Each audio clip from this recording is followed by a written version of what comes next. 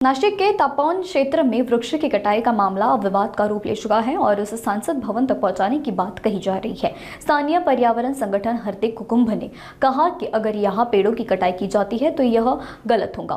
उनका कहना है कि जनभाव और लोगों की भावनाओं का सम्मान किया जाना चाहिए, क्योंकि तपोवन न कि केवल नासिक का प्राकृतिक फेफड़ा है बल्कि स्थानीय जनता के लिए भी इसका विशेष महत्व है। नाही, आता आपण जर हरित कुंभ म्हणतो आणि हरित कुंभ म्हणत असताना जर झाडं तोडणार असतात तर मला वाटतं हे चुकीचं काम आहे आणि लोकभावना वेगळी आहे, तर जनभावनेचा आदर केला पाहिजे। एकतर आपण हिंदू धर्माचाच कुंभमेळा आहे आणि निसर्गाची पूजा ही हिंदू धर्मात आपण सर्वत्रच पाळतो। सापाची पूजा करतो, बैलाची पूजा करतो, झाडाची पूजा करतो, सर्वच निसर्गाची आपण पूजा करणारे लोक आहे। त्यामुळे हा एक वेगळा संदेश जाण्यासारखा आहे। तर मला असं वाटतं की जनभावनेचा आदर केला पाहिजे। एकीकडे तपोवन आहे, दुसरीकडे हे जर झाडं कट झाली किंवा त्याची तर सिमेंटचं जंगल या ठिकाणी उभं राहू शकतं। या संदर्भात आपण काय? नाही, तो विषय तोच आहे ना, तपोवनमधून वन निघून गेल्यावर काय राहणार आहे? सिमेंटचं जंगल राहणार आहे। आणि माझं मत असं आहे की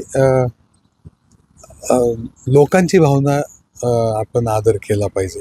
नाशिक शहरात जे लोक राहतात त्यांचं जे फुफ्फुस आहे त्यांचं लोकांची भावना आहे की हे फुफ्फुस वाचलं पाहिजे आणि म्हणून मला असं वाटतं की याच्यावर बळजबरी न करता शासनाने जनभावनेचा आदर केला पाहिजे। एकीकडे साधुग्राम हे साधूंसाठी नियोजित असतं, मात्र त्याच पद्धतीनं गोदावरी निर्मळ वाहनं देखील तितकंच महत्त्वाचं आहे। मात्र जर आपण पाहिलं तर चोपडा लॉन्स असेल किंवा सोमेश्वर जवळ काही नाले, नंदिनी नदीचं घाण पाणी थेट गोदावरी सोडलं जातं।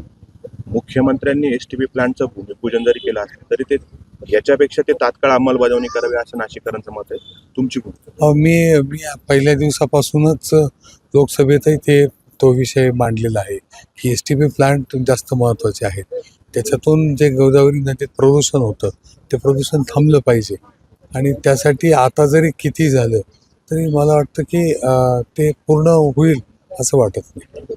केंद्रामध्ये पर्यावरण मंत्र्यांशी या संदर्भात आपण काही चर्चा करणार? मी आजच दिल्ली जाणार आहे। काल काही या कार्यकर्त्यांची माझी चर्चा झालेली आहे। जे तपोवन बचाव समिती जी आहे त्यांच्या बरोबर बोलणं झालेलं आहे आणि पर्यावरण मंत्र्यांची जर भेट होऊ शकली, त्यांची वेळ घेणार आहे, भेट होऊ शकली तर मी यांची भेट घालून देणार आहे।